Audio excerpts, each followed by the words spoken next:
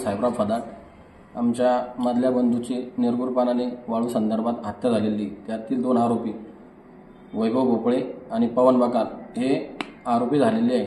तरी याच्यात आम्हाला संशयास्पद तिथं जेवढी यंत्रणा स्वतः मालक आणि चालक यांची चालू होती, त्यांचे बुलढाण्याचे सोनू जाधव आणि प्रमोद भास्कर फदाड यांचे धर्मवीर नावाने 2 टिप्पर चालू होती। तसेच प्रमोद फदाड यांचं 1 टिप्पर आणि 1 ट्रॅक्टर चालू होतं।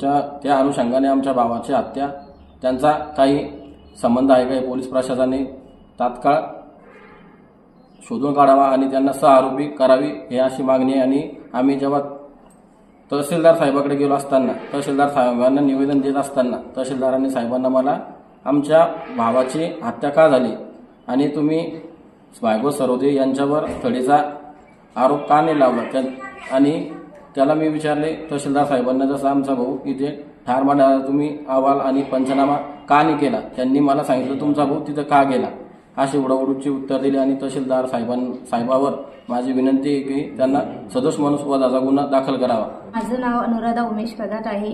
माझ्या पतीची हत्या झाली आहे। 7 तारखेला माझ्या पतीची हत्या झाली। त्यात 2 आरोपी अटक केले, 2 आरोपी बाहेर येताय। आम्ही तहसीलदारांना विनंती केली, तहसीलदारांनी आम्हाला उलटसुलट उत्तरे दिले। ते म्हणतायत की आमचा तपास चालू आहे। तहसीलदारांनी वाळू बंद केले असताना तरी त्यांची वाहने चालू होती। तुमची काय मागणी आता? माझी अशी मागणी आहे की माझ्या पतीला न्याय मिळावा। किती आरोपी अटक आहेत आणि किती आरोपी वाढवण्याची आणि कोण वाढवण्याची तुम्ही मागणी करताय? 2 आरोपी अटक आहे, वैभव भोपळे आणि पवन बकाल। माझी अशी मागणी आहे की आणखीन 2 आरोपी आहे, प्रमोद भास्कर फदाड आणि सोनू जाधव।